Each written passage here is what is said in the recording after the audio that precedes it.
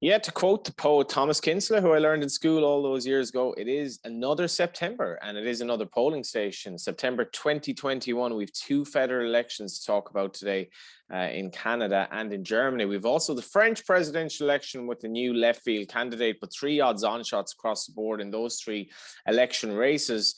Parliament is coming back in Britain, and we also have to talk about the alliance between the SNP and the Greens and what this might mean for Scottish independence or otherwise with Johnny Ward and very fresh-looking William Kedjanyi. How are you, William? Very kind you to say I look very fresh. I'm very well. I'm raring to get into this month and the second half of the year because it really is all happening. Summer, maybe a bit of a lull. The sports took centre stage, but I think if you're a political punter or in any way inclined to be interested in political betting or politics at all, there is an absolute mountain to get through this September and beyond. Return of Parliament, I guess we should start with in the next few days when you're listening and watching to this. What does Boris come back to? A huge amount of problems, not least, firstly, obviously, the Afghanistan pullout and the challenge of resettling all the refugees there, not to mention, of course, the aftermath of the departure. That's obviously very serious. And I don't necessarily think it wants to link to in the betting contest, but it's going to be number one in his in tray in the immediate future. Next, you have the pandemic, booster shots for children, return of schools. These are all very big things. We've managed to keep our doors open, as have quite a few places in Europe, despite a pretty big surge of Delta. In England, cases have been falling. He'll very much hope that's the continuing trend, but all of the previous experiences say that's unlikely to last too long. But that's another really big thing for him to manage. Then number three, a set of clashes with the party, I think. We're already seeing this on foreign affairs, basically Afghanistan pullout. There's been rumours of rift between him and Rishi Sunak. There will be battles over things like the universal credit uplift. There's also, I think, if there was to be a turn towards Labour in the polls, a consistent turn, I don't think it will happen, but if it happens, then I think that some of the frayed relationships that Johnson has with members of the Tory party in Parliament might be exaggerated. And then I think the last thing I'd be really on the lookout for would be, in general, budgeting the economy, big economic decisions that have to be taken. They can, depending on the policy, i.e. the triple lock, have an effect in the polls. And that would be where I'd say anti-post punters or traders should focus their attention. Yeah, and he will have some things to deal with maybe in Scotland as well, just in terms of the SNP and the Green Party, which we will talk about presently. But let's get to across Canada are still in the Commonwealth, aren't they? Let's get to the Commonwealth, the Canada federal election of 2021, in which we have 4 to 7 Liberals, 11 to 8 Conservatives, 50s bar. Now, a lot of people listening in here and watching will not know much about Canadian politics. What can you tell us? Okay, so I can tell you that the current Prime Minister of Canada is Justin Trudeau. He, of course, is actually leader of the Liberal Party. And we have a federal election called quite suddenly. Really short, sharp campaign, very different to across the pond. This is going to be done in a couple of episodes, so we'll focus on it through the next couple of weeks. Long story short, the Conservatives have really erased that Liberal lead and now are running ahead. The Globe and Mail and CTV News, two big Canadian media organisations, are following this very closely, and they've got nightly tracking, which is very useful for us. The vote's September 20, and the Liberals are projected at the moment to win 111 seats compared to 107 for the Conservatives. So a very tight race. Now, we're pretty much all but there in terms of our market, because the most seats is really the betting heat here, and the Liberals are 4 to 7, and the Conservatives are 11 to 8. I wouldn't be mad keen to be taking, I should say, 4 to 7 about the Liberals, based on the way that the Conservatives have eased into that lead. It looks as if it's going to go down to the wire. Generally speaking, there haven't been, huge scripts in the campaigns. We'll go to that in Germany. I think they have. But the Conservatives are really sort of rocketing ahead in terms of who's polling best during the election. And the Conservative support is much better distributed in this particular election than in previous ones. In 2019, the Conservatives won the popular vote narrowly, but they took 121 seats to 157 for the Liberals. All of the models now have it as basically a zero-sum game in which it could be a coin toss. And the way things are going, you'd probably be inclined to take 11 to 8 about the Conservatives having the most seats, but anything can and frequently does happen. So lots of market movements to be expected there. He's 5.7 million Twitter followers, Justin Trudeau. But why did he call a snap, or why did he call it such a brief, kind of a quick election? Really to give himself a base for more power, really. And I think to try and get a majority. There was a fairly big Liberal lead when the election was called. It's very much Theresa May like in 2017. At the time when she called it, it looked as if she was going to have a Thatcher-style majority. Did not work out that way. Trudeau went, I think, for what I think would have seemed the right decision at the time, even though it was a snap election in the middle of the pandemic, which is still very much on the up in some parts of Canada. It appears to have backfired, but again, we've got 19 days until polling day. That's more than enough, I think, for plenty to change in an election. So I'd say keep watching the trackers and keep watching the polls, and also do watch the debates. They don't tend to shift the dial so much here, but overseas they can have a pretty big effect, especially in solidifying momentum between candidates going in the right or wrong direction. Yeah, and if that's tight, it's probably even tighter in Germany. I was just reading at the weekend where I think voters themselves really have no idea how this is going to go. And at the moment, the SPD are 8-11, and the Christian Democratic Union of Germany is going to be tied in with the CSU 6-5. This is really, really close, 16-1 the Greens.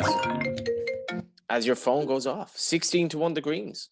Yeah, exactly. It's people calling to get on the Greens because they know that we've been talking about all of those green policies and the effects that might have on European politics. And actually, we should say, it's not just as simple as somebody goes and gets elected chancellor. There are party talks to be had afterwards, and the coalition quite likely.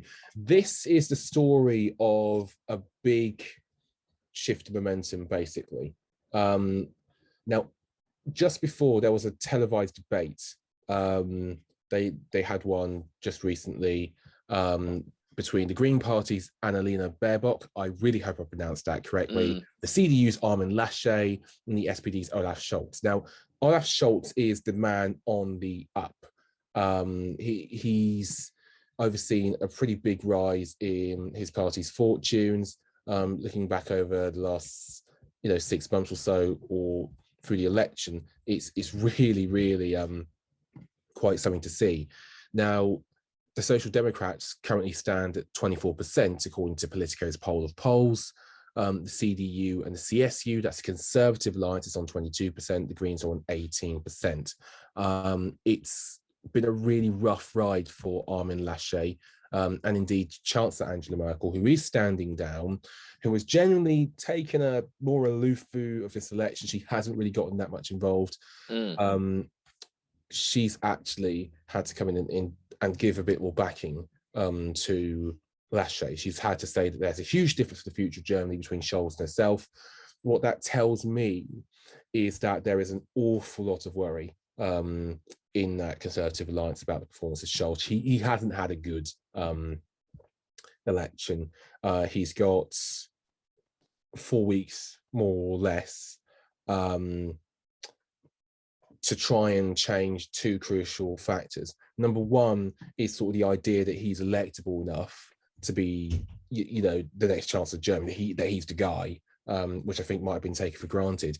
And the other is to try and win back these swing voters that Scholz managed to convince, especially to the right of centre, which is a very crucial voting bloc in Western politics generally, that the SPD can be trusted with the economy. And once you can convince a key group of swing voters that you can be trusted with the economy, anything is possible. So there was a TV debate recently. It didn't really change a huge amount. 36% declared Scholz the winner, ahead of Baerbock on 30 and Laschet on just 25. It looks to me as if the direction of travel is all towards the SPD. And at the moment, if you asked me who'd be the next chancellor, I'd say Scholz, and I'd say H11 for the SPD to have the most seats would be preferable to taking 6 to 5 for the Conservative Alliance. I don't think you have to get involved just yet. I think you can wait, you can watch the polls a bit, and you can see maybe what the market says and does as we get more and more data close to the time. But it looks to me as if Laschet's in a bit of a tailspin and he needs something to change his campaign around. And I don't really know what that is.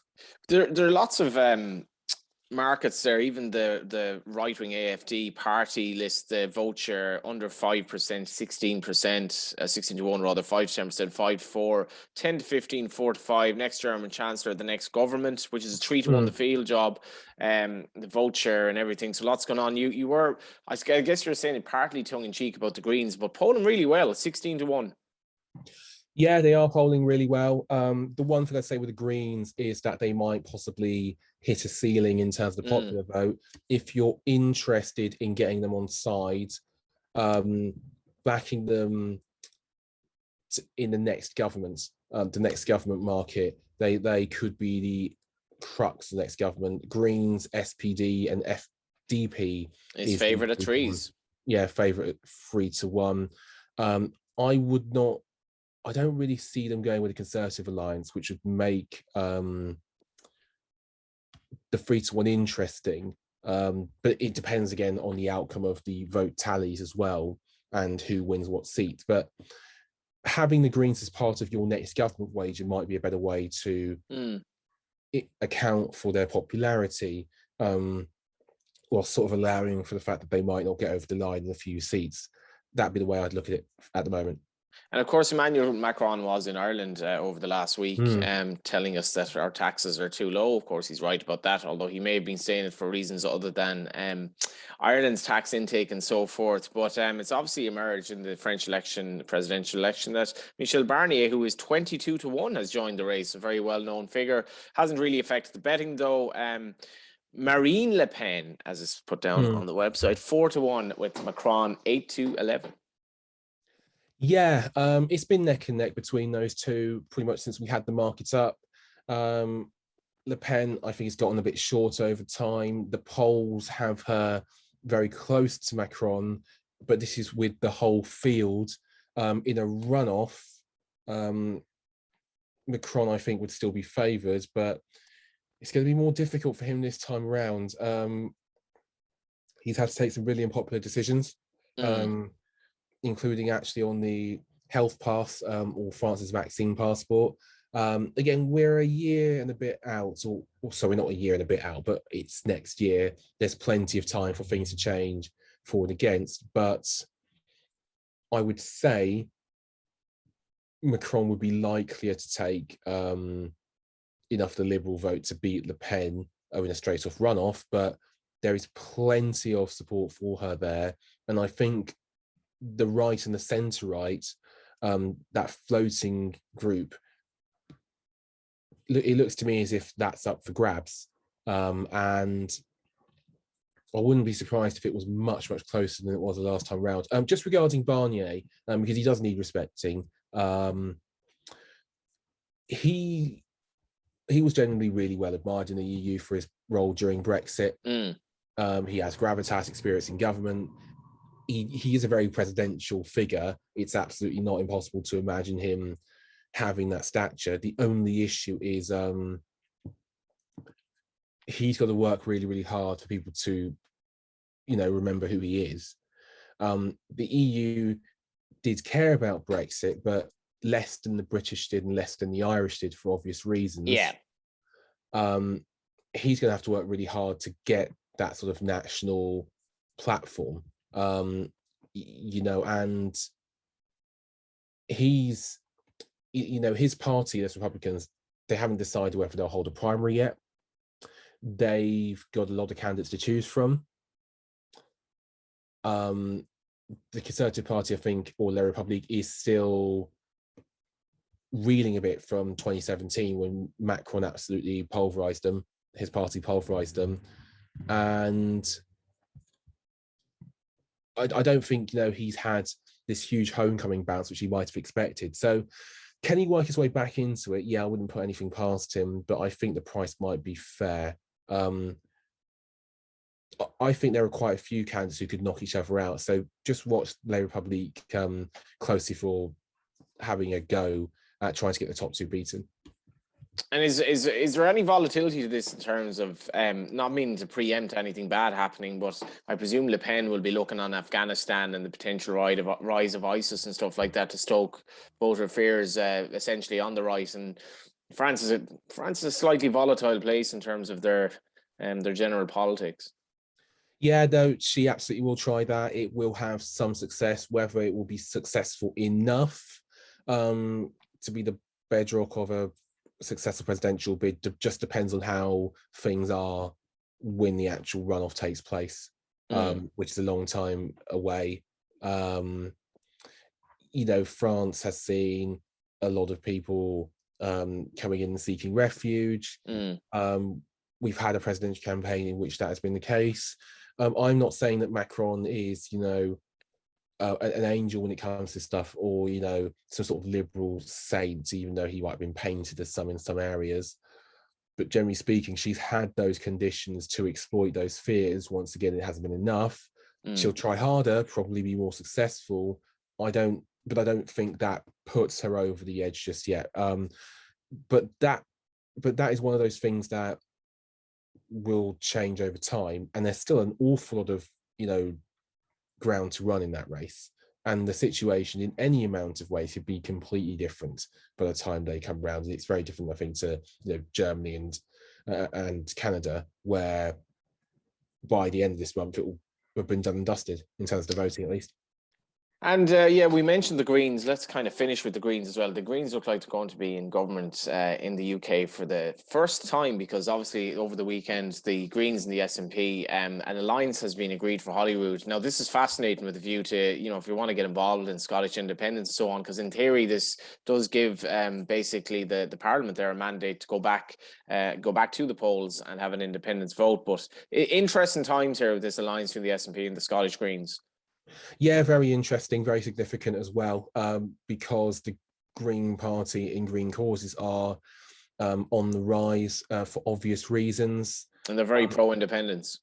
Absolutely. It'll be a pretty big test for not only the Greens, but also sort of their effectiveness in government, if they can be seen to be effective and to get things done. There have been quite a few complaints in Scotland about various SNP services, as you would expect. After a decade of SNP being in government, then it could spell something in the future. We are 7-4 on. There isn't a Indy Ref 2 essentially before the end of 2025. I think that's fair. If there was to be a vote, we are 8-11 no, evens yes. I think those prices are boringly about right. The only thing I would say is that we are not done in terms of pressures on the union yet. We're absolutely not done. And if things get difficult during this winter, that relationship is like to become fractures again. There's going to be a lot of blame to be shared about. So that may move the polls, but the needle seems pretty well stuck to me for the moment. And Lord knows I've said that plenty of times in the polling station. And then, of course, because political betting is wonderful, things have happened. So I wouldn't be resting my laurels just yet. Thanks a million, William. We've gotten through a lot today. Absolutely. And I cannot wait for the other episodes the rest of the month. And party conference season is not all that far away. And we will be back next week in the polling station on Star Sports TV with Johnny Ward and William Kedjanyi.